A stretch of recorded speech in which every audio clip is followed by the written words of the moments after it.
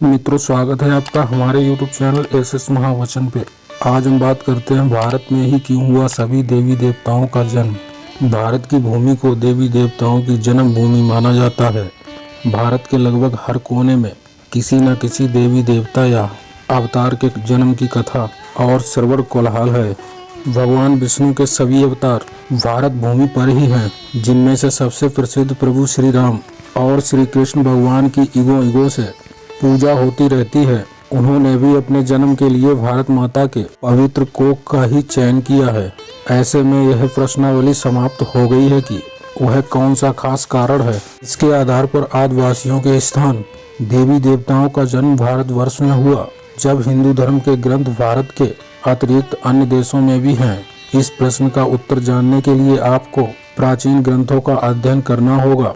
मार्कंडेय पुराण के अनुसार बताया जाता है कि आज भारत का चित्र तिरछा दिखाया गया है। प्राचीन काल में वह कई गुना बड़ा था और तब उस भूभाग को जम्बू द्वीप के नाम से जाना जाता था।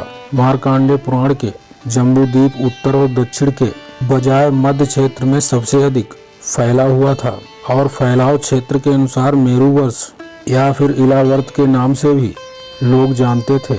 प्राचीन काल में एक सम्राट का नाम क्रूरबा था। उनकी माता का नाम इलावर्त था। इलावर्त के क्षेत्र में मध्य में स्थित खंडर मेरु पर्वत का निवास, जिन्हें पर्वत के राजा ने कहा था। उस पर्वत के ऊपर भगवान ब्रह्मा का नगर था, जिसे ब्रह्मपुरी के नाम से जाना जाता था।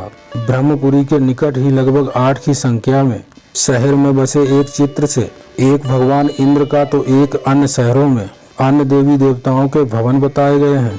त्रेता युग में क्या कहा गया है?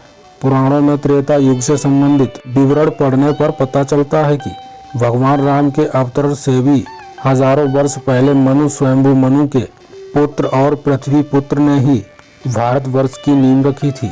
उन्होंने इस भारत को ही बसाया था। उस काल में इस भूभाग का नाम कुछ और ही था।